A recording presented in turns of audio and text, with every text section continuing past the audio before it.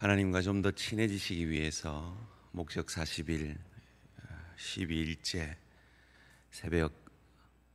새벽을 깨우러 나아오신 우리 대한가족들을 주님의 이름으로 환영합니다. 이 시간을 통하여서 더 좋은 하나님의 친구 되실 줄 믿습니다. 오늘 주신 하나님의 말씀 신약성경 야고보서 4장 8절 말씀입니다. 야고보서 4장 8절 말씀, 제 성경으로 374면입니다. 신약성경 374면, 야고보서 4장 8절,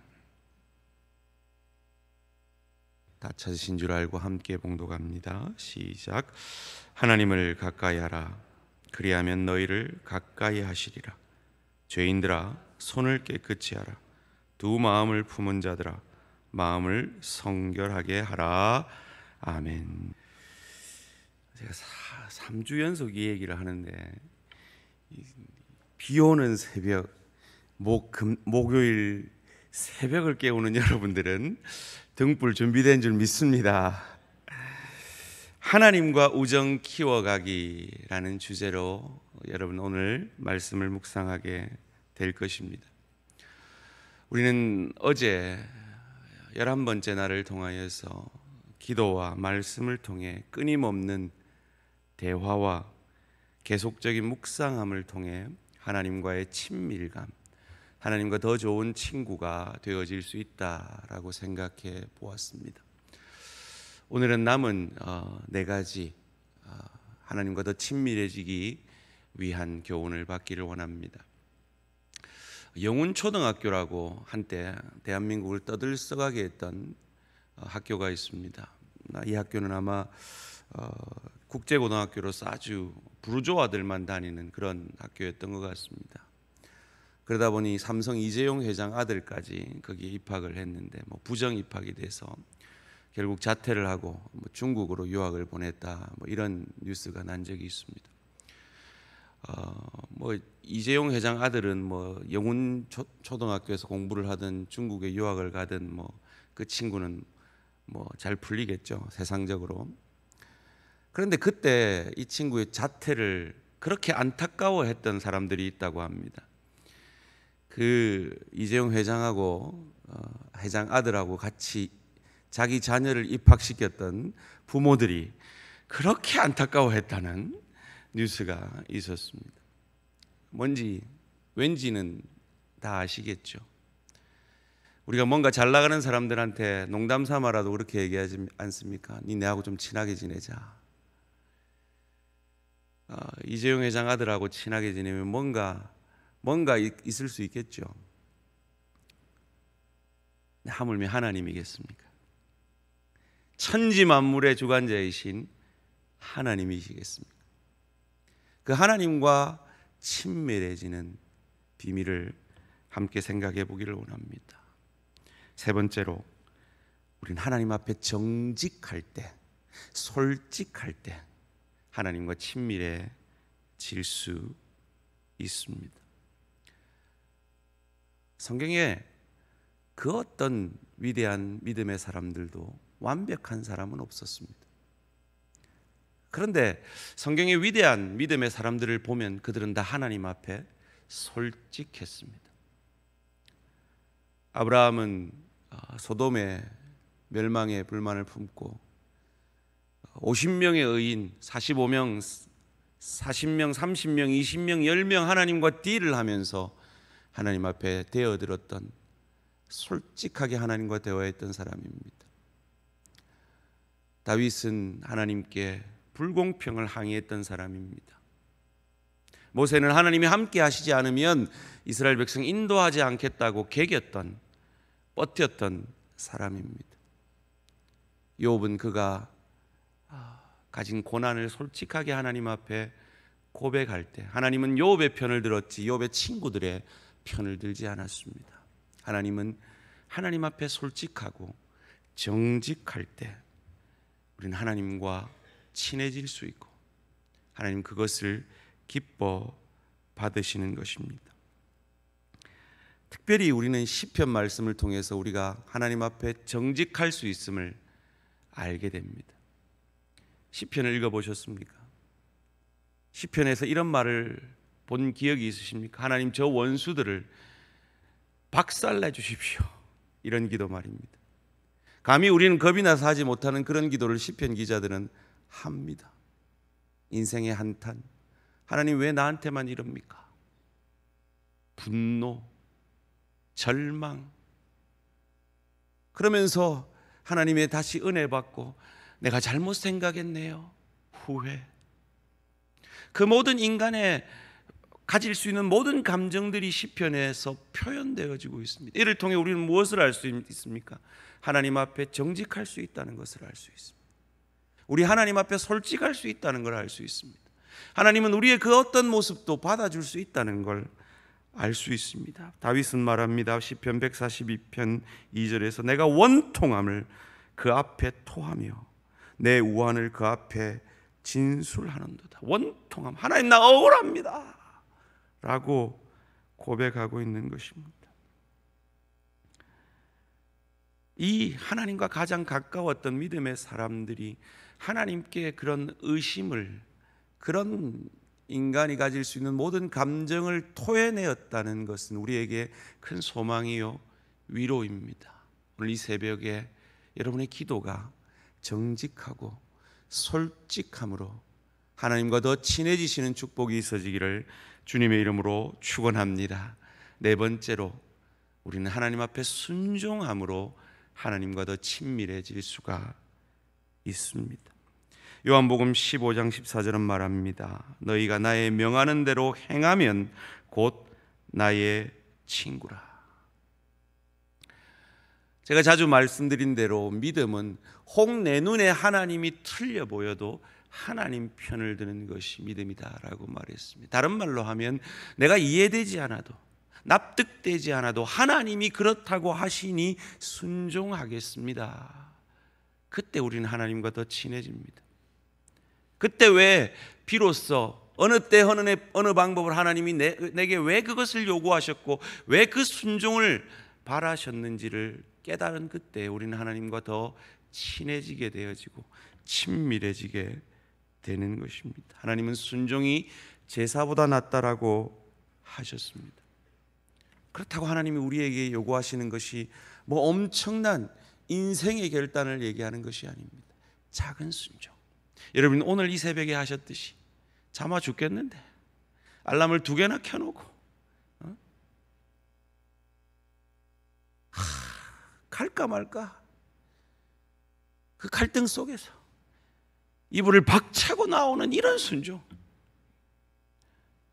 제가 지난번에도 말씀드렸지만 배기 싫은 사람을 교회 로비에서 만났는데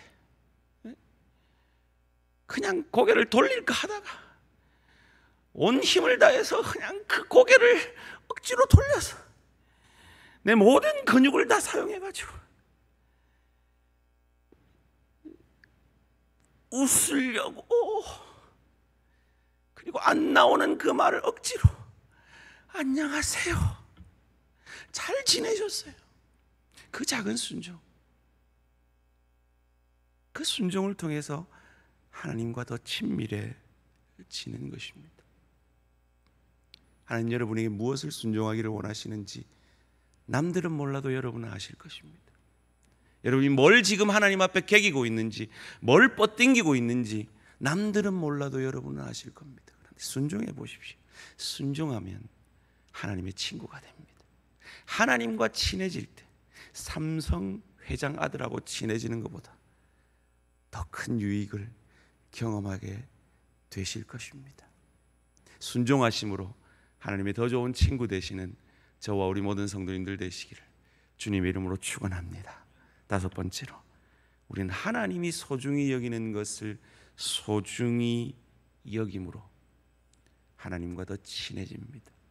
5가지 우리를 향한 하나님의 목적 해봅시다. 첫째로 예배, 둘째로 교제, 셋째로 훈련, 넷째로 사역, 5째로 전도와 선교. 하나님 이걸 중요시 여깁니다.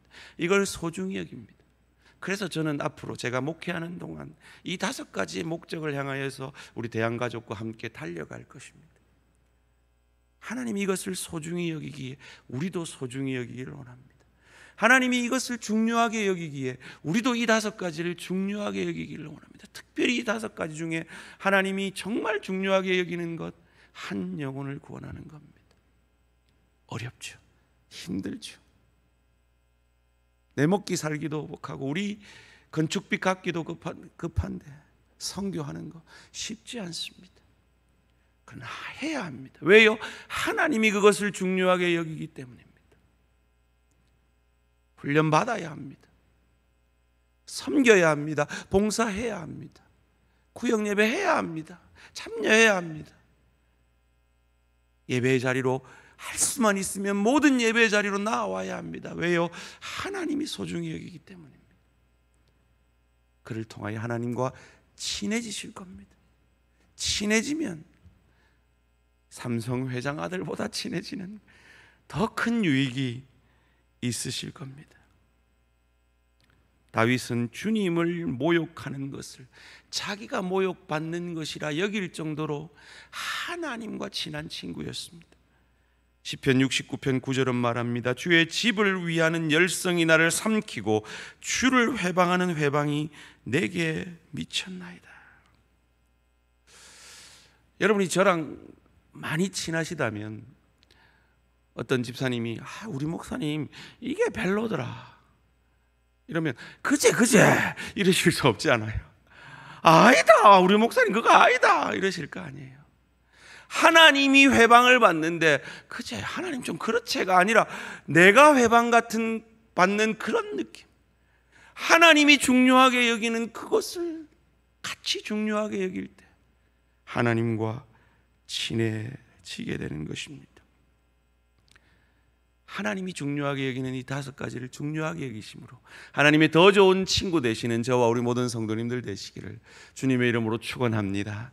마지막으로 우리는 그 우정을, 하나님과 친해지는 것을 우선순위에 놓고 바라고 소망할 때 우리는 하나님과 친해질 것입니다. 시편 27편 4절에서 다윗은 말합니다. 내가 여호와께 청하였던 한 가지 일 곧 그것을 구하리니 곧 나로 내 생전에 여호와의 집에 거하여 여호와의 아름다움을 앙망하며 그 전에서 사모하게 하실 것이라. 다윗은 하나님과 친해지려고 소망하였고 거기에 우선순위를 뒀기 때문에 하나님과 가장 친한 하나님의 사람이 되었던 것입니다. 제가 대신방 중인데요, 대신방을 갔다 온 분들은 우리 대한가족의 삶을 일기를 하지 않으신 분들이라도 이제 마스크를 끼고 있어도 알아보겠어요. 그리고 그분에 대한 기도의 제목이 달라지고 생각이 나고, 기도할 때 그분의 간절한 기도의 제목이 생각이 나고 좀 더 친해진 것 같아요. 잠시 1시간 만났는데도 그런 친밀감을 느끼는데, 우리가 하나님 앞에 나와 하나님과 더 친해지기로 작정하신다면 하나님과 얼마나 더 친해지시겠습니까? 제가 왜 대신방 한 분들과 친밀감을 더 느낄까요? 좀 더 알았기 때문입니다. 좀 더 알 때 더 친밀감을 느끼게 됩니다. 근데 이것은 선택이며 의도입니다. 대신방 받기로 선택하셨고 의도하셨기 때문에 그 친밀감을 얻을 수 있었습니다. 선택하십시오. 하나님과 더 친해지도록 선택하십시오. C.S. 루이스는 말합니다. 고통은 하나님의 확성기다. 무슨 말입니까? 그것을 선택하지 않을 때 하나님이 선택한다는 겁니다. 제가 자주 하는 말로 맞고 할래? 그냥 할래?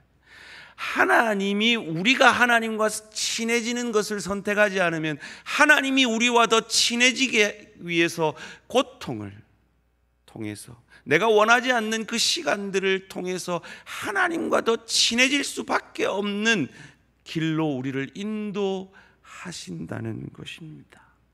그것을 저는 깊이의 축복이라고 말씀을 드렸습니다. 자발적으로 이 우정을 우선순위에 선택하시고 하나님이 중요하게 생각하시는 것을 나도 중요하게 여기고